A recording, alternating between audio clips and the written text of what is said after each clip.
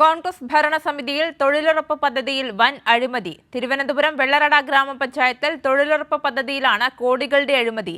2.79 കോടിയാണ് ക്രമക്കേട് കണ്ടെത്തിയത്. സംസ്ഥാന ഓഡിറ്റ് വകുപ്പ് നടത്തിയ പരിശോധനയിലാണ് തട്ടിപ്പ് പുറത്തുവന്നത്. ഓഡിറ്റ് റിപ്പോർട്ടിന്റെ പകർപ്പ് കൈരളി ന്യൂസിന് ലഭിച്ചു.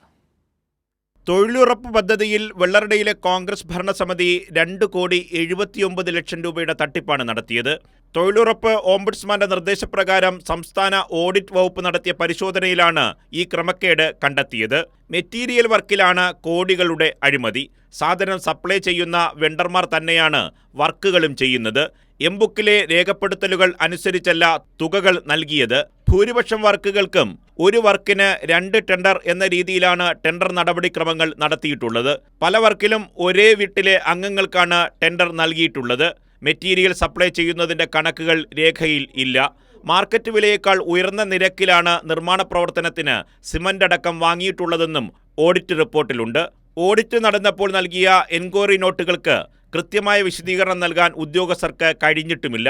മനഃപൂർവ്വമല്ലാത്ത അപാകതയിലാണ് 2.79 കോടി രൂപ തൊഴിലുറപ്പ് ഫണ്ടിലും 39,000 രൂപ സർക്കാരിന് നഷ്ടമായത് എന്നാണ് പഞ്ചായത്ത് അധികൃതരുടെ വിശദീകരണം.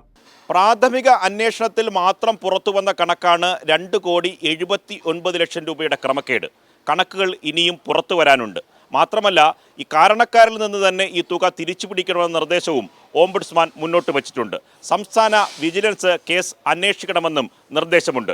നിർമ്മൽ ചക്രവർത്തി, കൈരളി ന്യൂസ്, തിരുവനന്തപുരം.